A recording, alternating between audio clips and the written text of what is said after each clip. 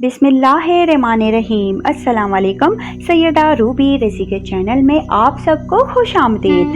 नाज़रीन कराम, ये उस वक्त की बात है जब मशरिक़ वस्ता के हर शहर और इलाके में एक खूबसूरत और हसीन शहज़ादी के चर्चे आम थे। लोग हर बात में उसके हुस्न की मिसाल दिया करते और हर शख्स की ये ख्वाहिश थी कि मौत से कब्ल एक मर्तबा उस हसीना की एक झलक देखने को मिल जाए। ना सिर्फ आवाम बल्कि बादशाह और उमरा भी उस औरत के दीदार की ख्वाहिश रखते थे। ये मशहूर हसीना ईज़ा नामी मुल्क की शहज़ादी इज़ाबेल थी। ये वो दौर था जब हज़रत सुलेमान अलैहिस्सलाम की वफ़ात हुए कई साल गुजर चुके थे और बनी इसराइल की अजीम सल्तनत दो हिस्सों में बट गई थी। शुमाली इलाके में इसराइल और जुनूब में यहूदिया नाम की दो रियासतें बन गई थीं। उस ज़माने में इसराइल पर अखीऊब नामी बादशाह की हुकूमत थी, जो इसराइली सल्तनत का 7वां बादशाह था। अखीऊब 1918 कब नसी में तख्ता नशी हुआ।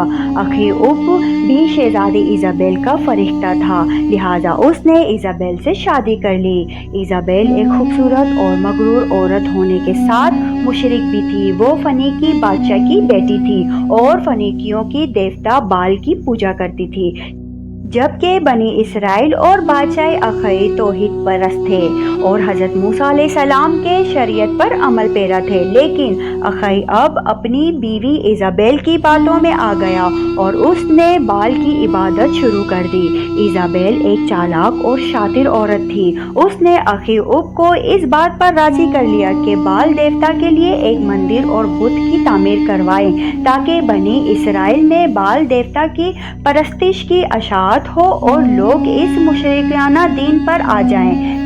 लिहाजा बादशाह ने इसराइल के दारुल हुकूमत सामरिया में बाल देवता का एक अजीम मंदिर तामीर करवाया और बाल का एक अजीम बुत भी बनवाई। ये बुत सोने का था और इसका कद 20 गज था। इसके 4 मुंह थे और 400 अफराद उसकी खिदमत में मामूर किए गए थे। इस मंदिर के गिर्द मेले लगने लगे। बनी इसराइल इस बुत के पास आकर मन्नतें मांगते, सोने चांदी के नजराने चढ़ाते और उसकी परस्तिश करते थे। बाल देवता की वजह से इस शहर का नाम बालबुक पड़ गया। लेकिन अब भी बनी इसराइल में कुछ लोग ऐसे थे जो मूसा अलैहिस्सलाम के दीन पर कायम थे और इस बातिल देवता की परस्तिश को नापसंद करते थे। वो अल्लाह से दुआ किया करते कि बनी इसराइल राह हिदायत पर आ जाए। लिहाजा अल्लाह रब्बुल इज़्ज़त ने इस कौम की हिदायत और रहनुमाई के लिए हज़रत इलियास अलैहिस्सलाम को वहाँ महबूस किया। आप हज़रत हारून अलैहिस्सलाम की औलाद में से थे। बाइबल में हज़रत इलियास का जिक्र एलिया के नाम से आया है। हज़रत इलियास ने बालबुक शहर को दावत तौहीद का मरकज़ बनाया और लोगों को एक खुदा की परस्तिश की तरफ बुलाने लगे। आप बनी इसराइल से कहा करते थे कि तुम लोग वाहिद और यकता अल्लाह को छोड़कर बाल को पुकारते हो, हालांकि ये ना तुम्हारी हाजत रवाई कर सकता है और ना ही तुम्हें कोई फ़ायदा दे सकता है। उस अल्लाह की तरफ लौट आओ जो ना सिर्फ तुम्हारे और तुम्हारे बाप दादाओं का रब है, बल्कि आसमानों और ज़मीन और इनके दरमियान जो कुछ भी है उनका खालिक और मालिक है।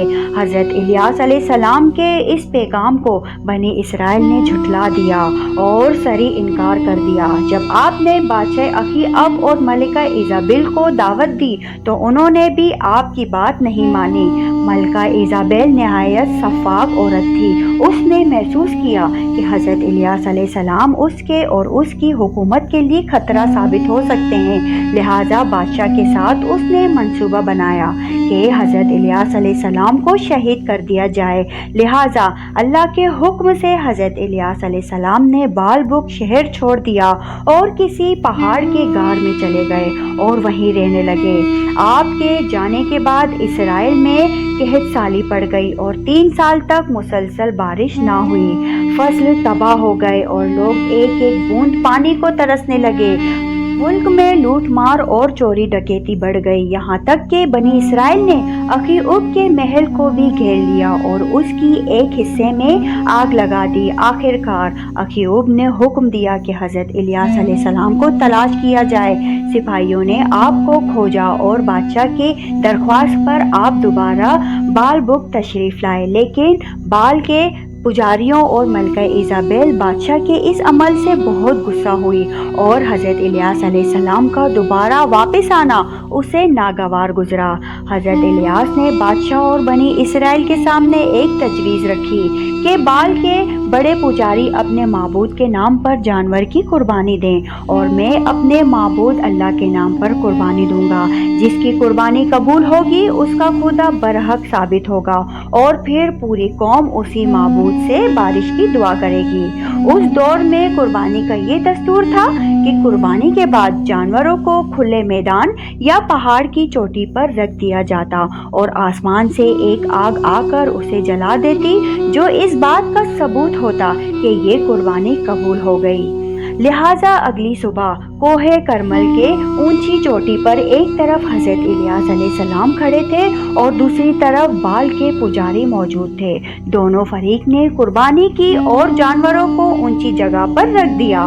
पुजारियों की कुर्बानी वैसे ही रखी रही, जबकि आसमान से एक गैबी आग नमूदार हुई और उस आग ने हज़रत इलियास अलैहिस्सलाम के कुर्बानी को जला दिया। ये देखकर बनी इसराइल में शोर मच गया। बादशाह पर लर्जा तारी हो गया और हक वाज़ा हो गया कि हज़रत इलियास अलैहिस्सलाम का खुदा उनके साथ है और वही खालिक हकीकी है। लिहाजा अख़यूब ने इलियास अलैहिस्सलाम से माफ़ी मांगी और पुजारियों को कत्ल करने का हुक्म दे दिया।